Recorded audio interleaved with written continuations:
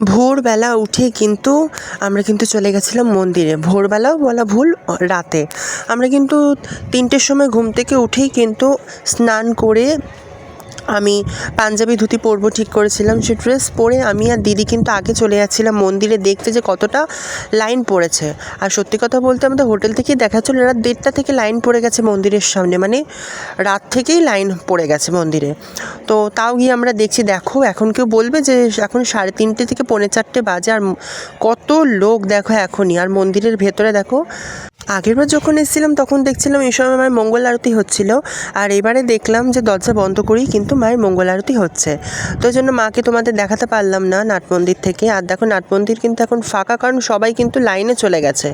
হ্যাঁ, সবাই কিন্তু লাইন দিতে দাঁড়িয়ে পড়েছে, কারণ প্রচুর ভিড়। আর দেখো এই যে মন্দিরের দরজা বন্ধ আছে, এখন ভেতরে মায়ের আরতি হচ্ছে। আর আমি কিন্তু দিদি বারবার মনু আর দিদাকে ফোন করছিল যে তাড়াতাড়ি আসার জন্য, কারণ প্রচুর লাইন পড়ে গেছে ওই রাত্রেই। হ্যাঁ, আর আমার তো খুব ভালো লাগছিলো, কারণ যতবারই মায়ের কাছে আসি মনটা কিন্তু একদম ভরে যায়। আর দেখো আমরা কিন্তু ডালার দোকান থেকে কিন্তু আমাদের ডালা নিয়ে নিচ্ছিলাম। আমরা সবাই ডালা নিয়ে কিন্তু লাইনে দাঁড়িয়ে পড়েছি। হ্যাঁ, তখন কিন্তু 4টে বেজে গেছে অলরেডি। আর দেখো কত লাইন, মানে বিশাল লাইন ছিল। আমরা অনেক লাস্টে ছিলাম। আমরা কিন্তু একদম লাস্টের ওদিকেই ছিলাম। একদম তারপর দেখি লাইনটা একদম কিন্তু রাস্তার ওদিকে বেরিয়ে গেছে লাইনটা। হ্যাঁ, দেখো তোমরা দেখতেই পাচ্ছ কত ভিড়। জানি না কখন পুজো দিতে পারবো, এটাই